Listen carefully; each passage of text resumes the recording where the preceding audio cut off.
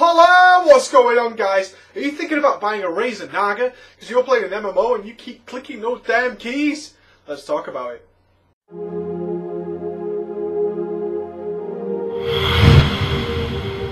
What's going on, guys? I'm Preachy. If you're new to the channel, I'm an endgame raider from World of Warcraft. I have picked up many top world kills and also some world first DPS on the World of Logs. Booyah! So today I'm going to talk to you about the Razer Naga, one of the coolest products out there for MMO gamers. A lot of the top end players use it and you might be thinking, shit dude, I need to pick one of those bad boys up because if the top players are using it, I want to use it and maybe that'll buff my ass up to be one of the top players as well. So we're going to be covering the pros and cons of the Razer Naga because there's always two sides to a story, baby. Don't always believe the advertising, and let's talk about it in depth. Is it a product worth picking up for you? It's not particularly expensive. It's not particularly expensive in this day and age. Is it a decent bit of kit? First of all, yes, it is a decent piece of kit, but it has some pros and cons to it that we're going to talk about today. Let's talk about first, as always, we talk about the packaging, baby. Always important. What is our packaging looking like? Because when we shed out some dollars, we want to make sure we get a good product, and Razer, as always, delivers.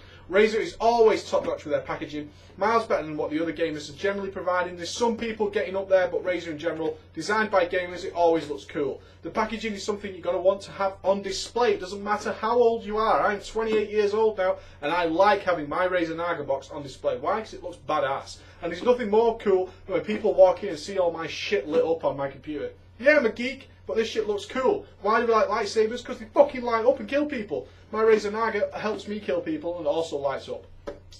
Thumbs up! So, it's going to get the cool packaging, it's going to look inside and all good jazz. All comes with good stuff. As always, it's very basic packaging. Your Razer Naga is just going to be sat inside, just in this little box here.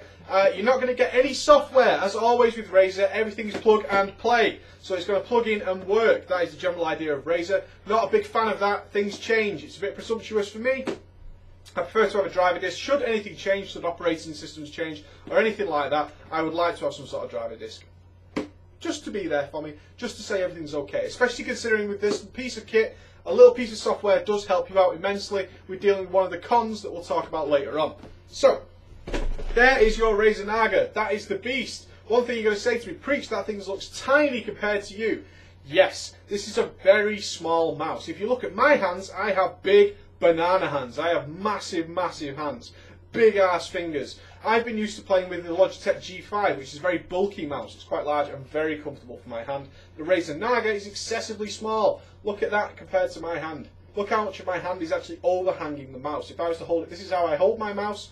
You can see, I've got all three fingers at the keys. Look how much of extra of my hand, almost half my hand is not involved with the mouse at all. Is that an issue? Not particularly. I know I'm in the minority with my larger hands. I know that. I'm okay with it. You should be okay with it too. If you have generally small hands, which generally speaking you should have, you're going to find it even more comfortable than I do, and I find it perfectly fine. I have no issue. I've had no wrist strain or anything like that, even with all the excess hand. In fact, my hand tends to rest on the desk now. A little bit weird while using a mouse, but still, it's comfortable. No issue with it whatsoever. Your wiring is going to be the fibre cupboard good stuff, all prepared for you, really looking good. Okay, you're going to need a pair of scissors or a big ass knife to get through that bad boy. It's not going to get chewed through unless you've got some Razer Wolf hanging around your mouse equipment, which I recommend is not a good thing. If you do have a large wolf near your gaming equipment, tend to close the fucking door. Pro tip. So, it does have the gold end. Does it make a difference? Not really. But still, the wiring is solid, okay? You're really going to have to go and work your balls off to get through that. So we're all comfortable with that. That's fine. Coolness factor always looks good with the Razer stuff. Lights up like a beast. The back Razer logo on the mouse breathes. Boom, boom, boom, boom. It gives you that heart attack effect. Obviously, it's not plugged in now, so I can't show you. Take a look at the pic in the background. It lights up and it breathes. It's going to go dark and light, dark and light. It looks cool, okay? It's part of the second generation Razer stuff, which is all blue. We like the blue. If you've gone and bought the Razer Naga Epic or the Razer Molten Edition, they all have different kind of shit. You can change the colours on them and all that good stuff. But in general, this bad boy is blue. If you're pairing it up with something like the Razer Megalodon, which is also blue, your shit looks cool. Especially if you're using one of the keyboards like the Anansi keyboard. That is also blue. Looking good. Looking suave while playing those games. Really like it. Billed as the 17-button gaming mouse. Not entirely true. Not entirely true. Your two extra buttons, which we're used to with a normal gaming mouse, are located right there in a really tightest little position ever. You are never going to use them. Ever. They're so ridiculously placed that using them is just a pain in the ass and you just would not do it. Essentially they're tacked on there just to make sure they have them covered, but really you're not going to use them. The Razer Naga is all about the side mouse buttons, okay? You've got these 12 extra side mouse buttons. Now, the big question people ask me, who have been following the channel for a while, is do you use all the keys? Yes, you can use all the keys. However, the last 3 buttons, your 10, 11 and 12, are located very far back on the mouse. They're almost at the end of the mouse. Using them in active combat? Not really. Not really. You're going to use them for your big cooldowns, for shit that you use out of combat, mounts, hearthstones, quick travel, shit like that are going to be used for those buttons because they are really sort of out of the way. Res is a good thing to put on there, your resurrect. Go ahead and stick those on the back keys. For something that you need while you're actively fighting in combat, don't recommend it at all. If you look at the side of my mouse, look how far back I have to pull to use those keys. I have to pull really far back, guys. Really far back. It's not brilliant whatsoever. We want to do that. The rest of the buttons are perfect. Don't get me wrong. The rest of the buttons are perfect. Your 1 through 9 are really, really good. Okay, they're in a beautiful position. They're nice and soft. They're silent. Oh, I'm clicking that now and you can't hear a damn thing. They are really silent, really comfortable, nice rubbery ends. Really, really good. So that is fine. Okay, your 1 through 9 are really going to really help you out, especially if you're not comfortable with modifiers. Now, this is onto the big question. Will this stop you being a clicker? No, it won't.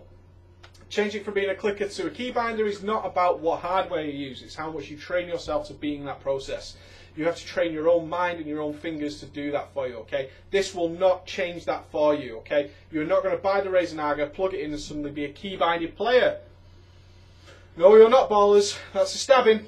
It's a stabbing. Go ahead and check a guide like the one I've done here. Woo! That's going to tell you exactly how to turn into a nice keybinded player, and this is going to help you, especially if you're not comfortable with using modifiers. If you don't like using Shift, Alt, Control, that kind of stuff, this thing's going to help you immensely because MMOs throw a ton of spells at you. That's why this mouse was designed. They have tons and tons of spells. These buttons here are really going to help you out with modifying that if you don't like using those in-game keyboard modifiers. If you don't like pressing Shift 1, 2, 3, 4, Alt 1, 2, 3, 4 and Control 1, 2, 3, 4 or Q or W, whatever you prefer to use, this thing will help you immensely spread the load. Especially in the new MMO, Star Wars The Old Republic, which has shitloads of spells, people. Shitloads of spells. I do believe those spells will be reduced, but in the meantime, we have tons of spells, almost 4 bars worth, okay? This thing's really going to help you out. It's really going to spread the load, allow you to get more comfortable with having a specific key binding for a specific spell. We like that. We like not using modifiers all the time. If you're not used to using modifiers, this is certainly going to help you out, okay, guys? So if you look into that kind of stuff, this is going to help you. It's not going to change you from being a clicker to a keybinder by any means. That is all about self-control. This thing will help spread the load, and that's what's important, okay? In general, it's a brilliant piece of kit. Now, the main issue with it is the bottom. Where does it get these 12 extra keys from? These are not magic keys that Razer suddenly found somewhere where there's extra keys lying around. Not at all. In order for it to be plug and play, what Razer's done is said, these 12 buttons on the side are either the 1 to 12 along the top of your keyboard or the 1 to 12 on your numpad. That includes end and home and all those kind of shitty buttons we tend not to use in an MMO. As right-handed players, which the majority of people are, we tend to find that we use the WASD keys, including the 1 to 12 along the top, in order to do our key bindings.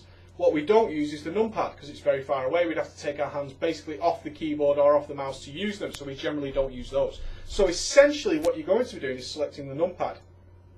That's what you're essentially going to be doing if you're a right-handed player. If you're a left-handed player who can use a right-handed mouse, power to you. Go for it. You're really going to enjoy it.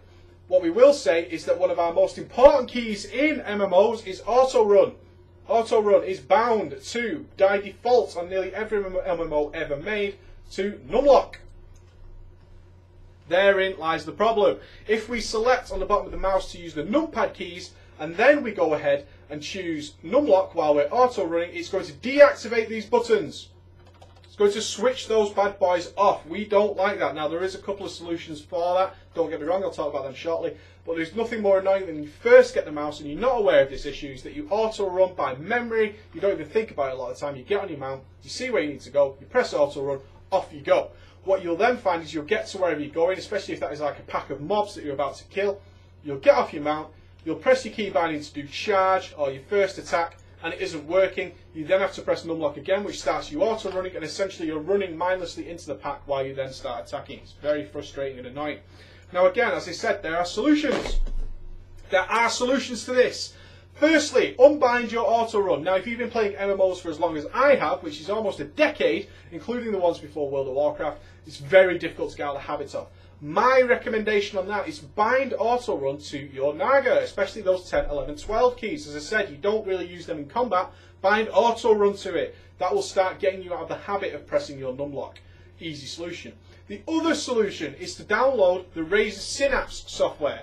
The Razer Synapse software allows you to modify where these 12 keys come from. They need to come from somewhere on your keyboard. They can modify it with the Synapse software and save your profile. The annoying part is that Synapse mainly works with the Razer Naga, is not provided with the Naga itself. You're going to have to go online and download that piece of software. Not a huge hassle, but something that you might not know about, because generally we don't really read the booklets, do we? We don't really read the booklets. The booklet will tell you about the Razer Synapse software. When have we ever read a booklet in the last 10 years? Barely. Gone are the days where we got the massive book with our game and we started reading all about it. So Razer Synapse software will modify those keys. One of the issues with that, I could not find 12 keys. In fact, I could not find even 4 keys that weren't used for something on my keyboard that did not involve the numpad. Stuff like opening your guild tab, opening your bags, opening your friend, your chat, all that kind of shit is all bound to something on your keyboard. If you've been keybinding for a long time like me, I use those key bindings. I use things like L and K and J and all that shit. I use it all, looking for raid, finding dungeons, all that stuff. I use that. Some people, especially if you're a clicker, probably don't use that. You use the actual main menu screen within the game. I personally do not use that. I could not find the buttons to do that, so I was stuck with the numpad, had to unbind auto run and fix it. It's a minor solution, it's an inconvenience, okay? But it's something you should be aware of if you're running into that issue. The Razer Synapse software will pick that up for you and modify it if you want it to do that. I personally just prefer to unbind auto run and train myself not to use it again. That's the main thing about it. That is only if you're using numlock to auto run, okay guys? It will deactivate those keys. Something to be aware of. Your Razer Naga isn't broken.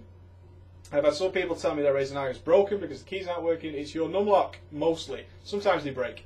Things break. Shit happens.